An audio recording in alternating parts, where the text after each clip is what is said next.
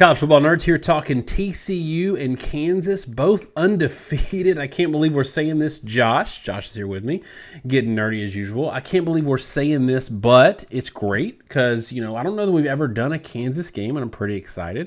I think I saw a stat today that said that Kansas' first 5-0 start since 2009, and it's another home game. And that might play into some of our discussion later on.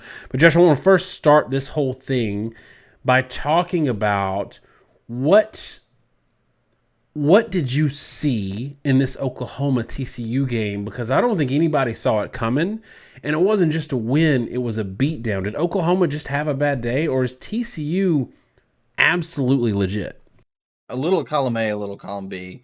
Anytime you get a beatdown like this, it's like 55-24, and the team that's getting beat down is the team that on paper has more talent or a significant edge in talent, it's taken a little bit from both sides. Oklahoma should not be in a position where they're getting beat by 31 points by almost anyone, but certainly not anybody in their own conference. And TCU came out just ready to bear. TCU's in a little bit of an odd situation, right? Because they've played fewer games than everybody else. For our statistics, they've played a couple less games. So I think it really gave them a little bit of an advantage playing Oklahoma, that maybe they were able to hold some stuff back and they were able to do a lot of game planning for Oklahoma specifically. But the biggest thing I saw in that game more than anything, Max Duggan played at a high level.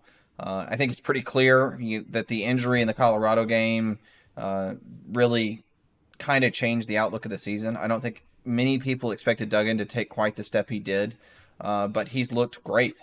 His numbers have been phenomenal. TCU complements that with a good run game. They have a good defense. I think the defense is good. I don't think it's great, to be fair. And that's where I think more than anything Oklahoma comes into play. Oklahoma, one, had a lot of really, really dumb, easy things that they allowed TCU to do. There were a lot of busted coverages. There were a lot of guys wide open. Same conversation we had when Georgia played Oregon, right? There are plays where the Georgia tight end is hurdling over a guy, and that's Georgia's athleticism. And then there were 3 or 4 other plays on the same drive where Stetson Bennett's dropping back and throwing to the wide open slot receiver that no one's within 10 yards of. That's bad defense. That's not so much good offense. Oklahoma did a little bit of both. TCU took advantage of all the opportunities in front of them. Oklahoma made things easy. And at the same time, Dylan Gabriel missed on a lot of easy throws. I was having a conversation with a friend of mine that watched the Clemson game with me, and I made the same point with Clemson that I'm making now with Oklahoma. If you've got a quarterback that is missing on routine or, clear read throws, it is devastating. The passing game is really predicated on efficiency and completion percentage. And if you have a guy that's open and you throw it over his head and he can't catch it, suddenly a 20-yard game becomes 3rd and 10, and it tends to kill drives. So Oklahoma did do everything wrong, but TCU did a lot of stuff right. And that's not a knock on TCU because they won the game by 31 points. And so that's why I think TCU was probably the better team, was probably always going to win it. But Oklahoma's mistakes are why it turned into quite the level of blowout that it was. College Football Nerds has a new sponsor. Josh, I wear shorts all day, every day. I wake up in them, I work in them, I go to sleep in them, and I need something comfortable. But even though I'm a dad, my wife won't let me do the dad kit thing. No cargo shorts, no baggy stuff. I got to have something that's flattering. And I'm 6'4", 240, and I could even stand to lose a couple of pounds, but Bird Dogs fit the bill for that. They're super flattering. They're super comfortable. Got a built-in liner, and I can wear them whenever I want to. Wife loves them. They pass the wife test. But, Josh, you live in a cold climate sometimes in D.C., and you can't always just wear shorts, right? Yeah, that's right. And I'm also a nerd, which means I have no idea how to pick out my own clothing. So when Bird Dog sent us a sample of these, and I'm currently wearing the joggers, what I discovered is that they sell a line of joggers. They sell pants that are semi-professional business pants that look nice. They fit nice. I'm 6 foot, a little too close to 240 for my height, but good enough that these things fit. They fit well. They have lined and unlined stuff. And I got to say, it's comfortable. It's fashionable. It's as good as that other brand with the Greek logo, but it's $20 less. So I've actually liked them enough that I've talked to my wife about buying more. And that has nothing to do with the fact that they're giving us a promo. It's just a good product and something that I genuinely would endorse. So go to birddogs.com, enter promo code CFBNerds, and they will throw in a free Bird Dogs rope hat. That's birddogs.com, 2 Ds. Promo code CFB Nerds, and boom, free Bird Dogs rope hat with your pair of Bird Dogs. The most comfortable shorts, pants, sweatpants with built-in liners. You will not want to take these things off. And guys, we don't do a lot of Patreon or ask for too much. But when somebody supports the channel, we want to make sure that y'all do your thing and go out and support them. So go to birddogs.com, 2Ds, buy some good stuff, make your wife or girlfriend happy. Yeah, and on the flip side, Kansas is a team that I think that everybody's been surprised a little bit, but they probably shouldn't have been surprised after week 2. 55-42 at West Virginia is a big deal. I know West Virginia is coming off a tight pit game or whatever, but 55 points on the road is a legitimate number, and it should have kind of opened all of our eyes way back then.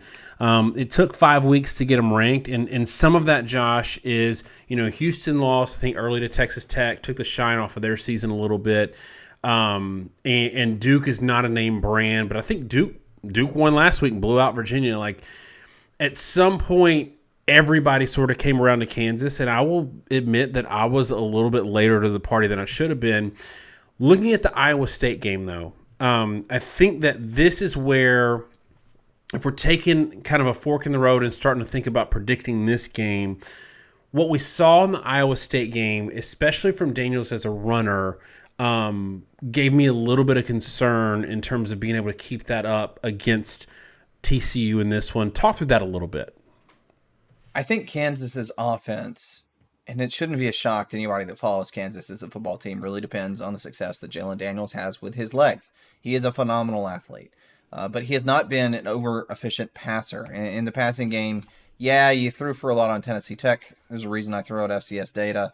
But in West Virginia game, Houston game, Iowa State game, it's 6.5 to 7.5 yards per attempt, really.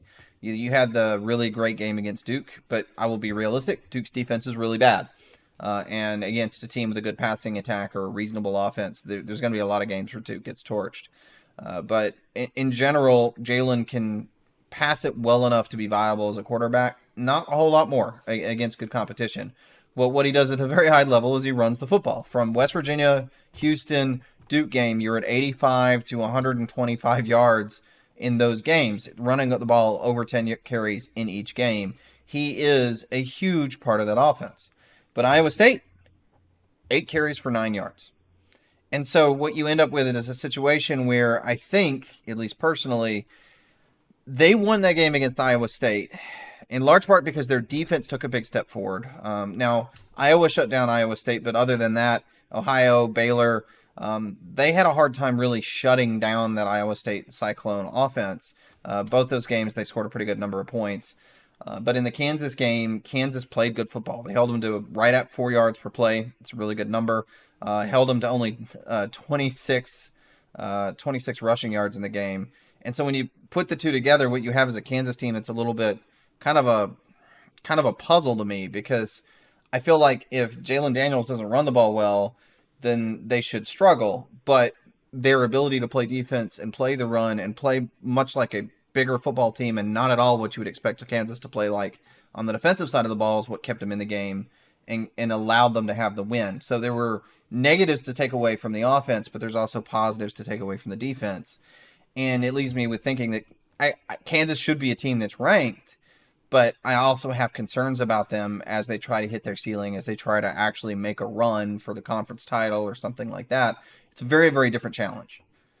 Yeah, and I think where I'm at right now, and we talked through this in our pre-game discussion before we hit record, we were talking about these two teams, and you said Kansas is a good team, but I'm not sure. I'm not sure what you said specifically with TCU, but what you said is kind of where I'm at. I think Kansas is a good team. I think they're a top 25 team. I think we might find out Saturday if TCU might be on another level from that. Like if that 55-24 was a fluke, or if they're maybe a top 10 team. And some of that hinges on Max Duggan for me. And he can be streaky for sure. But the fact that he's got wheels and can get some yards on the ground sort of gives them a dynamic when the passing game's not there. Let's look at the model, see what the model says, and we'll do some picks. Yeah, so turning to the model, it's, as you said, it's kind of hard to judge these teams because they've been a little bit streaky and their performances haven't been utterly consistent. But in general, our model spits out a intermediate statistic, which a percentage of opponent averages allowed. So if you allow 4 yards per carry, but your opponent's average 5, you're allowing 80%. It's just a pretty base statistic.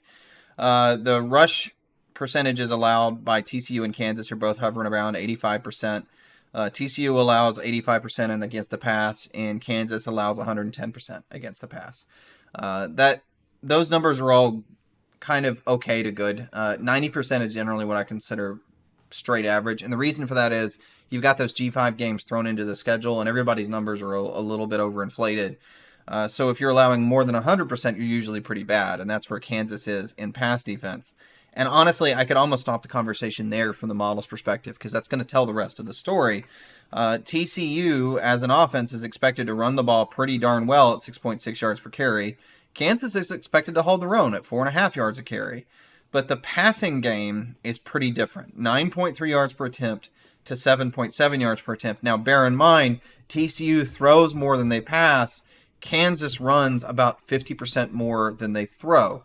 So not only is TCU getting more yards per pass, but they get more yards per pass and they throw the ball more, where Kansas has to lean harder on the run game and complements it with a less effective passing game.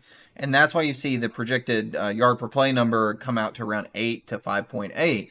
TCU just has a significant average. And as we always say, once you see that number of yards per play cross 7, and especially when it crosses 8, that is an offense that's generally going to move the ball every time they've got it. And they're only going to stop when they stop themselves. And that's kind of what the model's seeing. So it comes out with a score of 45 to 28. That's a respectable number of points from Kansas. I think it's a pretty reasonable prediction in this regard. It thinks Kansas is going to be able to compete. It thinks they're going to move the ball. It just thinks TCU is going to move the ball that much better. It thinks TCU is going to be that much more successful. The problem, I will say, our model is a trend model, okay? So it's basically telling you, based off what these teams have done this year, if they both play their B-plus game, this is consistent with their past performance this year. It doesn't use priors. There's a reason we don't bet on the model. It's only going to be reactive to what's happened this season. And TCU only has 3 FBS games on their schedule. So TCU's data is really compressed. And that Oklahoma result is a full third of the model for TCU. So that is a little bit of a reason to think TCU scores a little overinflated. But still, 45-28, 17-point spread. That's what the model comes up with. All right, for me, I'm going to go ahead and get my score on this. I've got TCU 37, Kansas 27. I would not be surprised if Kansas won this game at all. It's at home. I think on a neutral field, I'm giving Kansas about 6 points for the home field right now. On a neutral field, I think this is a pretty comfortable win for TCU, and I just think the passing game is where it really changes for me. And thinking about, like, we were looking at a lot of these previous, opponents, and look, Josh, we don't know what we don't know about TCU. This Oklahoma game is an interesting number, but they did have some advantages like you talked about in the beginning. So maybe they caught them by surprise. Would not surprise me at all if Kansas won this game. But for me, 37 TCU, 27 Kansas. Tell me what you got. So I'm going to go with TCU, but I'll go 37-34. Just an odd prediction. And I actually thought about making the score even lower than that. The difficulty in projecting this game really comes down to TCU, and in particular, what you're going to get out of Max Duggan. Duggan is a streaky quarterback. And, like if you look at, just looking up right now, last year, there were multiple games where he's 10, 11 yards per attempt. And then there's games like the Texas game where he's 6.5. Kansas State game in particular went 9 of 13. It was only 5.6 yards per attempt. I don't know what you're going to get from them every week. More often than not, it's good. I think you're going to see a little bit of a letdown. This is a sport played by human beings. They were really up for that Oklahoma game. I think they're going to be less up for Kansas. And I think Kansas is in that mode where teams get in, where if you're undefeated and you don't really expect to be, teams kind of get momentum.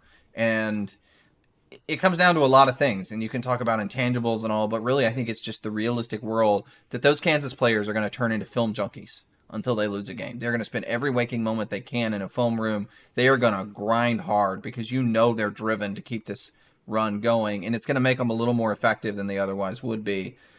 So I do think, personally, I think TCU wins, but I have them winning but not covering. I think Kansas is going to give them a really good game. And I will say that Kansas is going to be a really tough out from everyone until they lose. And I know TCU's in the same boat, but I don't think that's such a big deal to TCU to be in that position. I think for Kansas, you're going to get their A+ game every game until they take an L. And so I think it's going to be a tough out for TCU. And for me, the one thing I think that TCU's got in this game that maybe Kansas doesn't, and this is where I really land on Kansas, and I'll wrap it up with this. When Kansas plays teams that play poor defense, they put up a good amount of points. But it's almost like it's modulated for every level down. So 55 against West Virginia. West Virginia's defense is worse than Houston's. 48 against Houston. Houston's defense is worse than Duke's. 35 against Duke. Duke's defense is worse than Iowa State, and then Iowa State is actually a good defense, and you got a way drop down, right? So they play good. They put up good defensive numbers, Kansas does, against an Iowa State team that can't play offense, right? And then they put up a ton of points against teams that can't play defense. I think they are somewhat, if we're talking about playing a team like TCU or playing as a top 25 team, I think they are somewhat a product of their schedule. If we talk about comparing them to Kansas as in the past or a good story and a team that probably should be ranked, they're a good team regardless. But for that, like you said, like it could be a close game, it could be a blowout. I don't know right now. I just know that I'm excited to see both these teams play. All right, y'all, let us know in the comments what you think the score is going to be. And thanks if you're the first time checking us out on this, thanks for checking us out. Make sure you like and subscribe either way. Thanks so much, y'all. Have a great week. God bless.